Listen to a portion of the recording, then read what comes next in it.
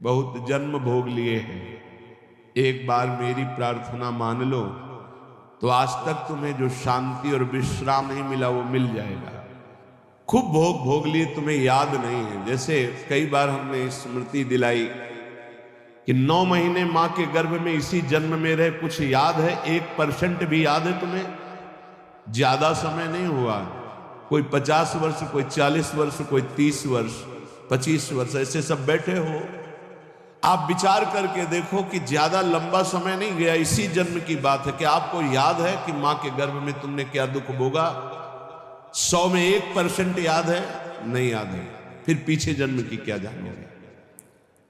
ना भवता ना पि संसार मध्य, इस जगत में ना तुम कभी सुखी हुए हो ना सुखी हो पाओगे यदि भजन नहीं करोगे। देखो, जब बच्चापन तो सिखाया जाता है खूब बढ़िया पढ़ो लिखो, धन कमाओ, ऐसे योग्य बनो, बढ़िया। कभी अध्यात्म नहीं सिखाया, कभी नाम जप नहीं सिखाया, कभी ये बैठ के नहीं सिखाया कि बड़ों का आदर कैसे किया जाता है, कभी ये नहीं सिखाया कि मनुष्य जीवन का लक्ष्य क्या है। अब वो पढ़ाई लिखाई में गए, व्यसन सीख गए, व्यभिचार सीख गए, अच्छी नौकरियां पाई, पैसे हैं, और फिर घर में आकर के उन बूढ़े माता पिता को जो चलने लायक रहे, दरवाजा बंद करके वो ऐसी दुर्दशा करते, मारते हैं, पूछो मत। जब ये दृश्य देखने को मिलते हैं ना, तब लगता है भगवान कृपा करो इन माता पिता को जो अपने बच्चों को शिक्षा नहीं दे रहे हैं कि धर्म किसे कहते हैं। तुम समझते हो ये धन कमाने लायक बन जाएंगे तो तुम्हें सुखी करेंगे, ऐसे जैसे जानवर को मारते हैं ना क्रूर कर्मा लोग, ऐसे बूढ़ी माता को मारते हैं, पिता को मारते हैं, पूछो मत। तब लगता है ये जानवर पैदा हुए हैं, ये मनुष्य रूप में पशु पैदा हुए हैं। पशु क्या राक्षस है?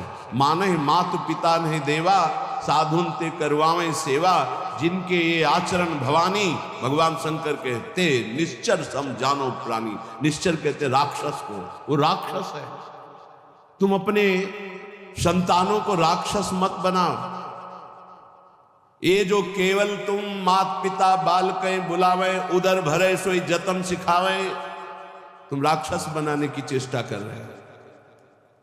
बहुत सज्जन बेटा एक आया था अभी 2-4 दिन के अंतर्गत, एकांतिक। उसने कहा मेरी माँ कहती कि तुम्हारा मोबाइल तोड़ देंगे यदि तुमने सत्संग सुना। मेरा बाप कहता है कि तुमको हमारी कसम है यदि वृंदावन गए। यही बच्चे जब सतमार्ग से विमुख हो जाएंगे और शराब पीकर घर आएंगे, तब तुम्हारी पूजा करेंगे, तब तुम्हें अपनी कसम ध्यान आएगी कि अगर ये वृंदावन जाता, साधु समागम करता, तो आज लातों से न मारता, आज ये मेरी दुर्दशा न कर। चीख रहा है, क्या है? भ्रातर भोगास भुक्ता, भुगतोगे। ये जो कर रहे हो कर्म में भुगतोगे। तुम्हारे बेटा बेटी देख रहे हैं कि बुढ़े के साथ कैसा तुम कर रहे हो, वही इंतजाम तुम्हारे लिए रहेगा, वही इंतजाम, उसे बढ़ के ब्याज सहित। चिंता मत करो। इसलिए हम सबसे प्रार्थना करते हैं, ये कर्म भूमि है, जो बीज बोओगे वही फल काटोगे। आज देखने में लग रहा है कि माता पिता के साथ बड़ा अन्याय हो रहा है, लेकिन सत्य पूछो तो ये उनके कर्म का फल उनको देखने को मिल रहा है। न कभी राम बोले, न कृष्ण बोले, न हरि बोले, पूरा जीवन केवल इसी में लगाया। तो देख परिणाम, जिनके लिए जीवन लगाया वही तेरा जीवन लेने के लिए तत्पर हो रहा है, वो वही तेरा नाश कर रहा है। जिसको तूने सजाया वही तुझे दंड दे रहा है। क्यों? भगवान का विरोधी भाव रखने वाला कभी सुखी नहीं हो सकता।